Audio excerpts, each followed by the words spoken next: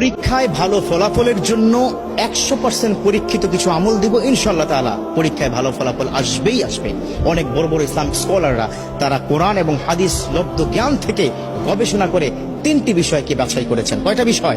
3টি জিনিস যদি কোনো শিক্ষার্থী পালন করে, পরীক্ষার আগের রাতেও যদি করে, পরীক্ষার হলে গিয়েও যদি করে, ইনশাআল্লাহ তাআলা তার ভালো ফলাফল আসবে। দেখো, প্রত্যেকটা স্টুডেন্টের স্বপ্ন সে খুব ভালো রেজাল্ট করবে, ঠিক কিনা? আছে না? এই যে যুবক বন্ধুরা, স্বপ্ন আছে না? আছে। বর্তমান কিন্তু আমাদের পরীক্ষা চলছে, আলহামদুলিল্লাহ। আমাদের কারো সন্তান, কারো ভাই বোন, আমাদের পরীক্ষা চলতেছে। বাচ্চাদেরকে আজকে গিয়েই এই ট্রিটমেন্টটা দিবেন। চাচা, আজকে গিয়েই আপনার সন্তানকে বলবেন যে তোমাকে এই 3টি বিষয় দিলাম, অথবা আমার ভিডিওটা তাকে দেখাবেন, পারলে একটু শেয়ার করে দিবেন। কারণ এই ভিডিও শেয়ারের মাধ্যমে যদি কোনো শিক্ষার্থী বন্ধু তারা যদি এই আমলটা করতে পারে, তাদের পরীক্ষা যখন ভালো ফলাফল হবে, ওই একটা ছোট্ট শেয়ারের কারণে আপনার আমল নামায় কিন্তু আল্লাহ পাক সওয়াব লিখতেই থাকবে। সুবহানাল্লাহ। কয়টা বিষয় বললাম? 3টা বিষয়। যুবকরা, কয়টা? 3টা বিষয়। 1 নম্বর হচ্ছে, যেদিন পরীক্ষা তার আগের দিন রাতে মেধাটাকে কি ঠান্ডা মাথায় রেখে পড়াশোনা করতে হবে। খুব একটা উচ্ছৃঙ্খল, এটা পড়া হয় নাই, ওটা পড়া হয় নাই, আফসোস করা যাবে না। কি করা যাবে না? আফসোস করা যাবে না। ঠান্ডা মাথায় বই নিয়ে পড়তে হবে সাজেশন অনুযায়ী, ঠিক আছে? তবে তাড়াহুড়া করা যাবে না, গভীর রাত পর্যন্ত জাগা যাবে না। 2 নম্বর হচ্ছে, আল্লাহর প্রতি সর্বোচ্চ তাওয়াক্কুল করতে হবে। বিশ্বনবী সাল্লাল্লাহু আলাইহি ওয়াসাল্লাম তিনি কিন্তু এই বিষয়টাকে খুব বেশি পরিমাণে গুরুত্ব দিয়েছেন। আর আল্লাহ পাক নিজেই তো বলে দিয়েছেন, ওমা ইয়াতাওয়াক্কাল আলাল্লাহ ফাহুয়া হাসবুহু, those the people are depend on almighty, Allah is good enough for হিম।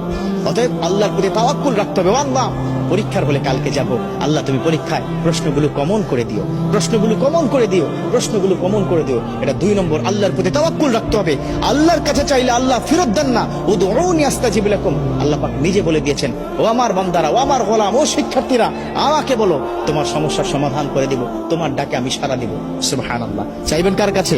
আল্লাহর কাছে। আজকে গিয়ে সন্তানকে বুঝাবেন, বাবা পড়াশোনা যাই করো না কেন, তাওয়াক্কুল করবে কার উপর? আল্লাহর উপর। 3 নম্বর, এই 3 নম্বরটা একটু লম্বা, বাট এই আমলটা কিন্তু করতে হবে। 3 নম্বর আমলটা হচ্ছে, তুমি যখন পড়তে বসবে তখন রব্বি জিদনি ইলমা এটা পড়বে।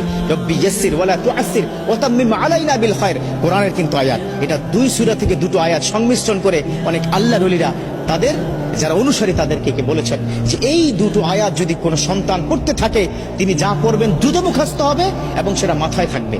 কথা ক্লিয়ার? রব্বি জিদনি ইলমা রব্বি ইয়াসসির ওয়ালা তুআসসির ওয়া তাম্মিম আলাইনা বিল খায়র, এটা পড়তে হবে পড়ার আগেই।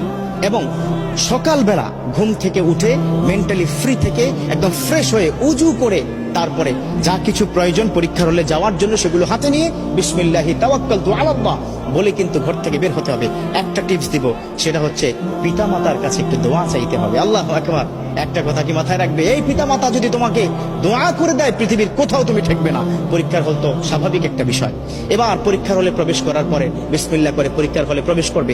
আমরা বর্তমান সময় আমরা কি দেখি, আমাদের সময় ছিল যে পরীক্ষার হলে গেলেই বন্ধু বান্ধব হই হুল্লোড়, চিৎকার চেঁচামেচি, তুই কি এটা কি পড়েছিস কিনা, এই কি ব্যাপার, কি দোস্ত তোর কি খবর, এই ধরনের কথা বলা যাবে না। একদম চুপচাপ ঠান্ডা মাথায় নিজের সিটে গিয়ে বসে আল্লাহকে ডাকতে হবে। একটা কোরআনের আয়াত শিক্ষা দিই, খুব মনোযোগ।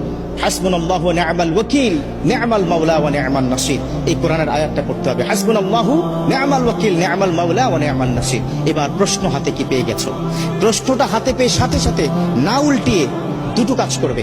একটা হচ্ছে উপর করে প্রশ্নটা রেখে সুবহানাল্লাহি ওয়া বিহামদিহি সুবহানাল্লাহিল আযীম, এই তাসবিহ পড়ার পর ওই যে আমি শিক্ষা দিলাম না, সেটা কি রব্বি জিদনি ইলমা রব্বি ইয়াসসির ওয়ালা তুআসসির ওয়া তাম্মিম আলাইনা বিল খায়র, এই কোরআনের 2টো আয়াত পড়ে বিসমিল্লাহ করে যখন প্রশ্নটা দেখবে, যদি কোনো কারণে কমন নাও পড়ে, no tension, don't worry, don't be frustrated, হতাশ হওয়া যাবে না। কারণ যা পড়েছে কমন সেগুলো তো লিখবেই, যা পড়ে নাই ওই লিখতে লিখতে দেখবে আল্লাহ পাক জেহেনের মধ্যে ঢুকিয়ে দিবে। সুবহানাল্লাহ। মোটা দাগে 3টি কাজ। কয়টি কাজ দিলাম? 3টি কাজ দিলাম। যদি কোনো শিক্ষার্থী সঠিকভাবে এই 3টি আমল বা এই কাজগুলো সে প্র্যাকটিস করতে পারে, ইনশাআল্লাহ তাআলা পরীক্ষায় ভালো ফলাফল আসবেই আসবে। আল্লাহ পাক আমাদের শিক্ষার্থীদের এই বর্তমান চলমান পরীক্ষায় ভালো ফলাফল করে কেরিয়ার সুন্দর করে আল্লাহ সন্তুষ্টি অর্জন করার তৌফিক দান করুক। আমিন।